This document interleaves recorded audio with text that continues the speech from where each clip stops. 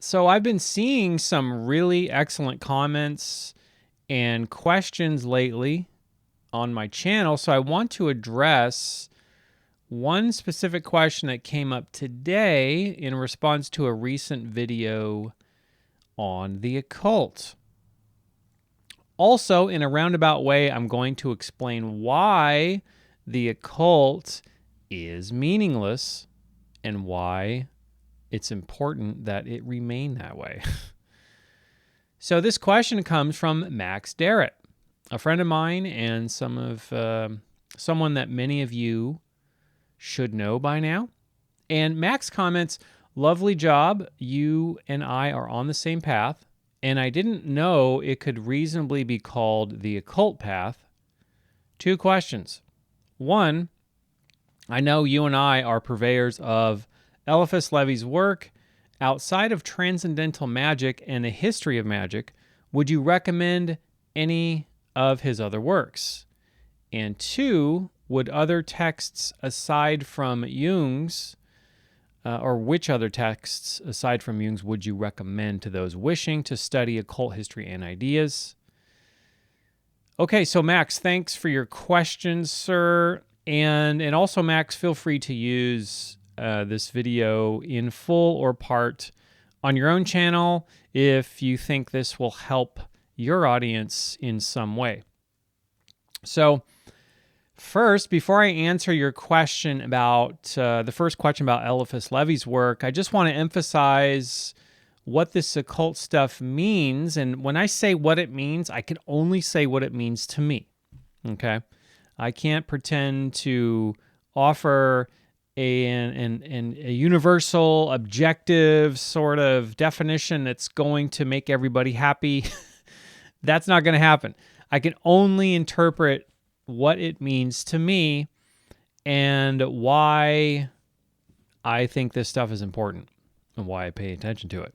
So, personally, coming from my own perspective, as someone who was raised in a religious cult, of which I rejected in my early teens because it just didn't sit right with me.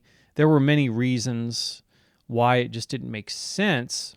After that, I went the route of the hardcore atheist. So I got really into science, and I fully expected that the answers to life's biggest questions, things like what is this existence really? What does it consist of? That sort of thing. I thought that science was going to reveal the answers to those questions. Well, the more I looked into it, the more I realized it wasn't so easy. Then I got into UFOs and aliens and quantum physics.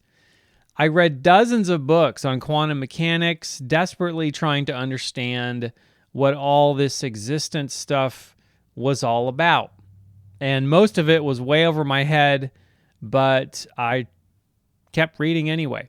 But the main takeaway that I got from a lot of those really esoteric quantum physics science books and books about interdimensional time travel and aliens was that nobody really has all the answers, and that the ultimate sense of knowing is actually something that is and will forever be unknown. And that's something that anyone who has studied the occult for any length of time will, if you don't end up just forgetting about the whole thing and going in another direction in your life, you'll eventually hit a wall where you'll realize, okay, there is this quest for meaning that we're after, but then ultimately we're not going to find the answers out of a book. And as a matter of fact, no one's going to give us the answers, no matter who is in front of you. It could be the Dalai Lama, it could be anybody, it could be Elon Musk, it could be anybody. No one is going to give you the secrets because they don't know them themselves. So I realized that both religious answers and also scientific answers alike just weren't satisfying enough. They weren't providing all of the answers in the first place. And I wanted real answers. I didn't want approximations because, religious answers they can be definitive, but in reality, they're just approximations. They kind of approximate. Because if you really get into the nitty gritty, if you were standing in front of God asking questions, well, why did you make it like this? How is it that this exists? And what about this? What about that? You would get the answers you would get would be incomprehensible. And the same thing can be said of science. No matter how far we dig, there's always going to be more questions. No matter how many discoveries we make, they're going to open up more questions. At least that's been the pattern of science and natural philosophy in all of human history, is that there's this never-ending sequence of new questions. Once we discover something, new questions come out of that, and it just keeps going and going and going. So eventually, I was led to philosophy and also psychology, which in a way they're somewhat parallel, at least in terms of their desires to parse reality. Both of those were a breath of fresh air for me when comparing them to religion and science, because you have religion and science kind of standing opposed to each other, which and they both have they approach the world with certain presumptions. The scientific worldview approaches the world with a presumption that the fundamental nature of reality is physical, and if we can just break physical things down to the smallest parts, we'll eventually discover what the smallest thing is and what everything is made of. Whereas the religious presumption is essentially that everything in the physical world is derived from spirit and God and some sort of metaphysical forces that govern the world. And how could we ever reconcile these two sort of worldviews, right? The scientific and the religious. Well, it was through psychology that it was kind of a portal for me, because I learned about much of Carl Jung's theories and how they originated from ancient occult ideas. Previous to that, I just presumed that occult referred to black magic, summoning demons, and that sort of thing, none of which I thought had any value. And so through Jung's understanding, I began to view the occult in terms of spiritual growth. After that, something really clicked, and I just started reading all kinds of occult works from that perspective, from the perspective of psychology and spiritual growth, without any real concern for religious or scientific interpretations. I was just thinking in terms of, okay, where's this going to take me? And is there any practical use? Because at the end of the day, if you are just,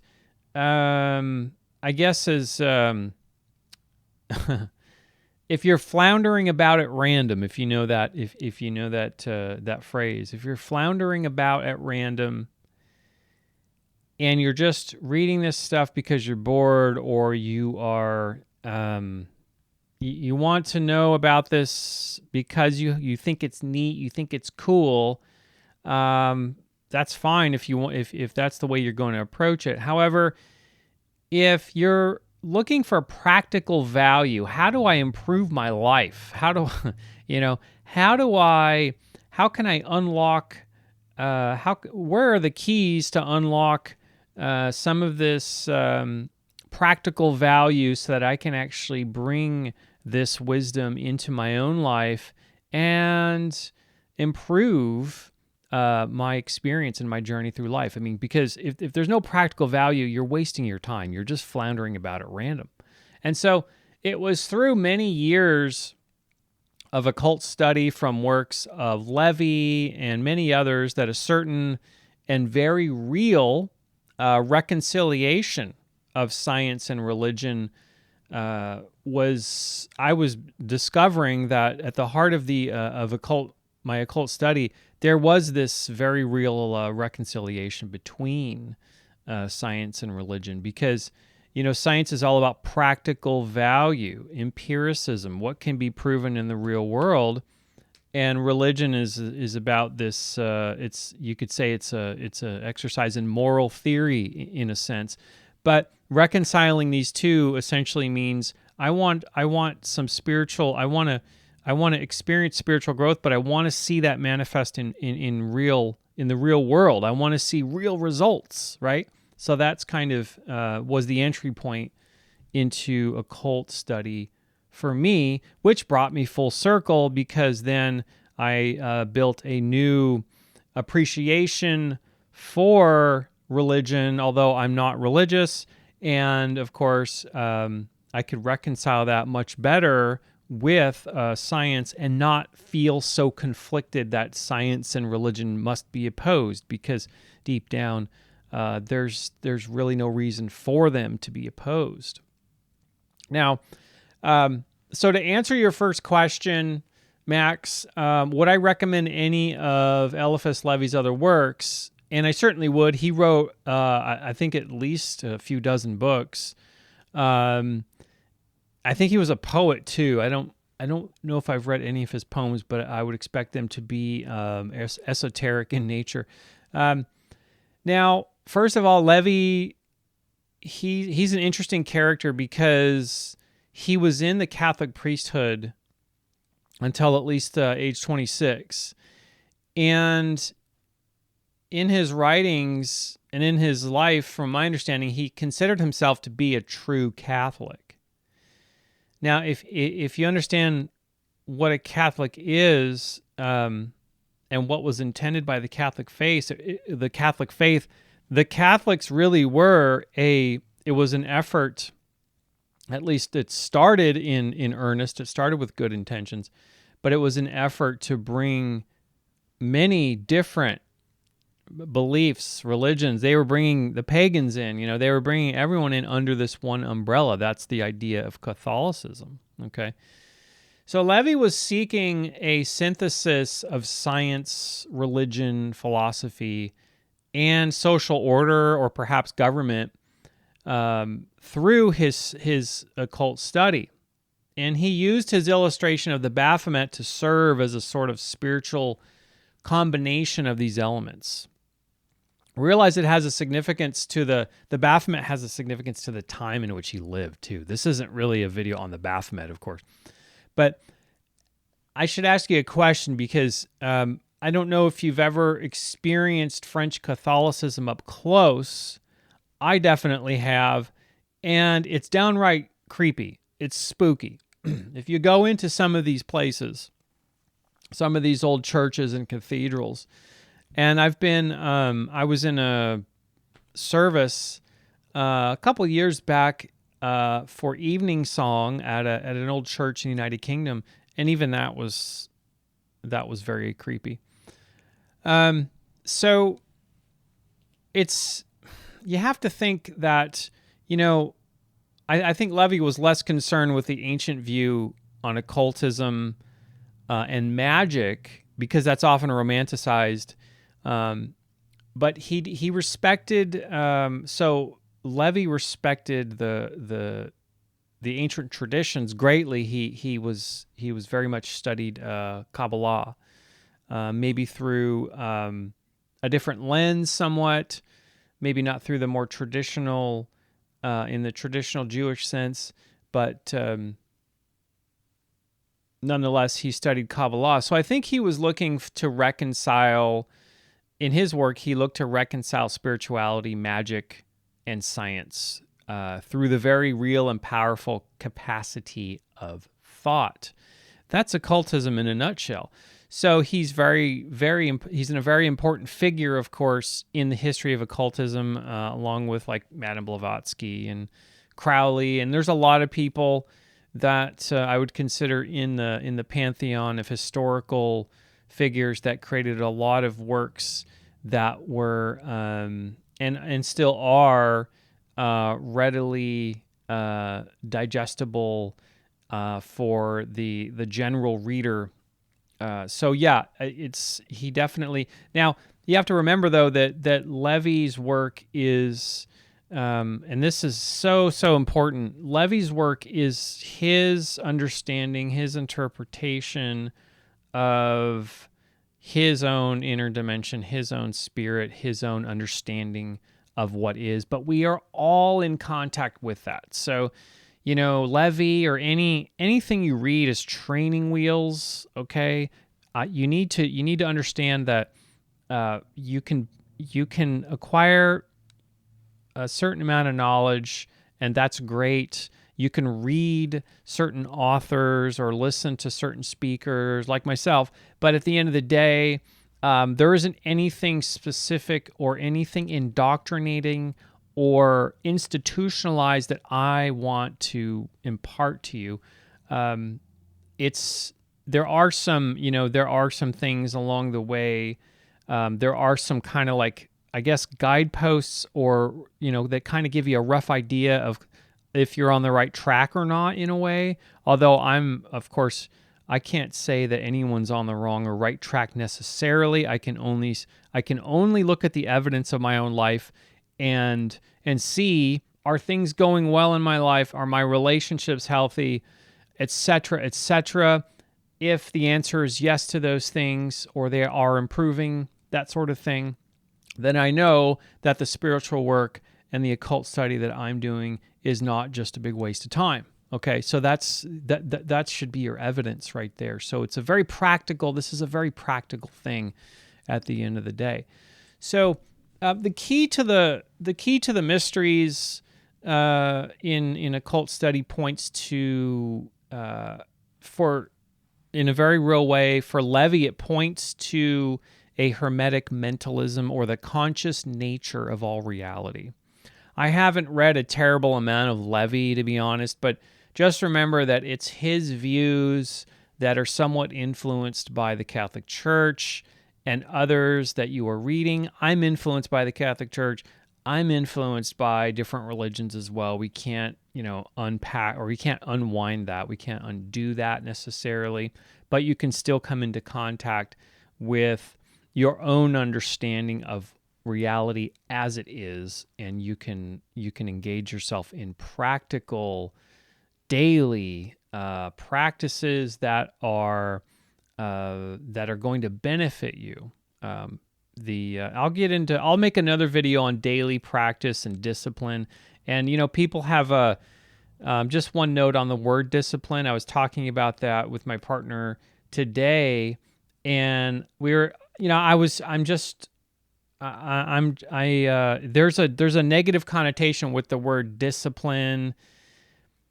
It's some sort of thing that's associated, I think, in a lot of people's minds with punishment. Discipline is, like militaristic, and it's like, oh, we don't want to, that it's just awful. But discipline is so vitally important. But discipline doesn't have to be negative. It doesn't have to be harsh. Discipline can be very understanding. Discipline can be warm. Discipline can feel great. I have several daily practices in my life, and I would refer to those as disciplines. I'm very, I guess you could say, religious about it, even though it's not a religious practice. It's a spiritual discipline, and I wouldn't take my spiritual disciplines lightly and say, well, I'll just do it tomorrow or the next day. No, every single day I have certain disciplines, and my life has improved incredibly. And the evidence, of course, is in the results in my physical, actual, practical life. So that's how I know that these spiritual disciplines have immense value for myself, for my friends, family, everyone in my sphere of influence, and of course the people that I associate with that have their own spiritual disciplines as well. So,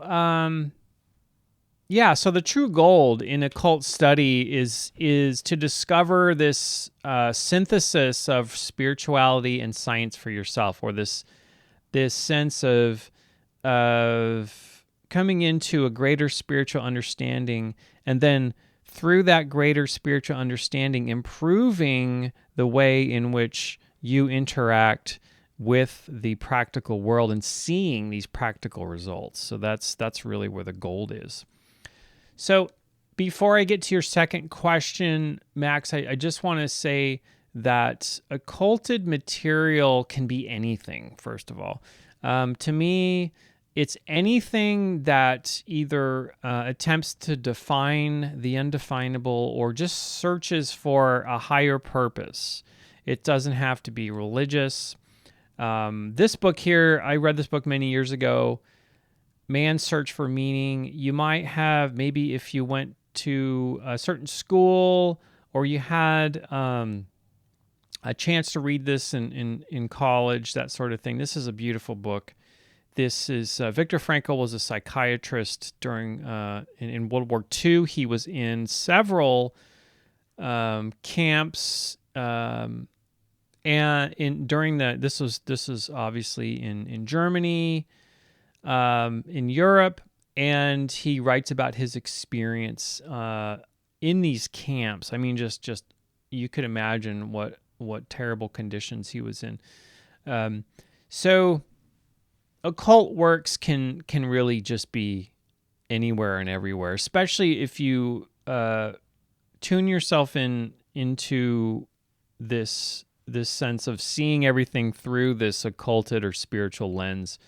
Then you can't help but see things a little deeper than just the physical appearances of. You're seeing things through a spiritual lens. So now, there's so Levy makes mention of, in his writings, he makes mention of a true religion, which defies comprehension. So in my thinking, occult study is such a thing as that. Whatever shape that may take for you, that's a completely personal thing.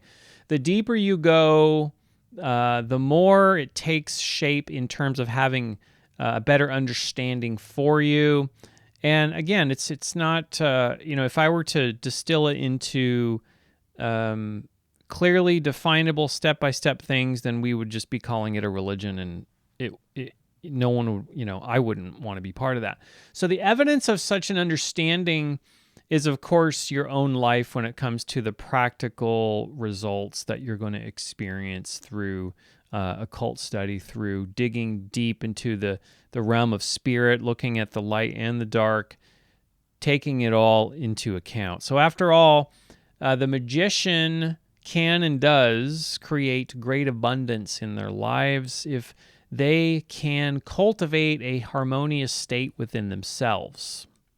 So to me, the occult represents a reconciliation of the human institutions of meaning, which is to say, what are the main human institutions that search for meaning? Well, religion, science, philosophy, and psychology, just to name a few, which are all they're really asking the same questions, just from a different starting point.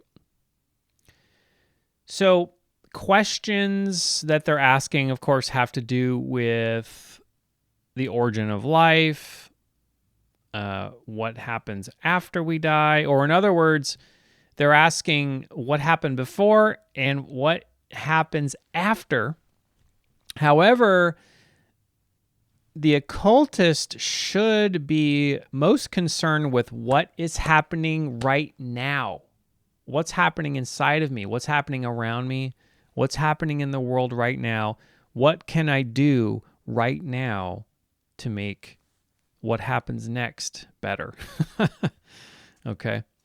Now I'm going to start with the basics here. I don't want to confuse anyone with... Now, there's some of these books, by the way, some of these books that I'm showing on the slides and some of the books I'm going to talk about that I have with me here, they can be understood at many different levels. Some of them are beginner, some are, I guess, more advanced. It just depends on your perspective. And I don't know, you guys in general, I don't know where your understanding is at. So it's an important consideration, and it's an important thing to say that everyone's level is going to be different. And what we take away from this or that work is also going to depend on where we're at in our lives, what we know about ourselves, what we've learned before, etc., etc. So now just know that the answers, like I said before, they're not to be found in any single book or even in a compendium of books, nor do the answers appear in any words that I can speak or anyone else can speak, nor do they occur in mathematical equations. So I think a common reason why people presume science to be superior over religion is because religion is expressed in words and in feeling, while science is expressed in mathematics. And the language of numbers, in a very real sense, has a closer relationship to reality as it is than words do. Words are more approximate when we try to explain reality, whereas numbers seem to have a closer relationship. Okay. However, this isn't the case when we're talking about the languages of Hebrew and Sanskrit. So, kind of because there's a lot of mathematics embedded, very interesting levels of understanding embedded in those two languages. So we'll put those to the side. They're in a separate category. So anyway, people need to realize that mathematics does have its limits too. It is scientifically understood that math can only describe reality to a point until things start to completely break down, especially at the level of like quantum mechanics, which is probably why so many quantum physicists like Fred Alan Wolf from this book, The Yoga of Time Travel, why so many quantum physicists seem to be into Kabbalah and esotericism and that kind of stuff. Because at a certain point, science starts to break down into this paradoxical territory where things just completely just get totally weird. And then we're back to the occult again, essentially.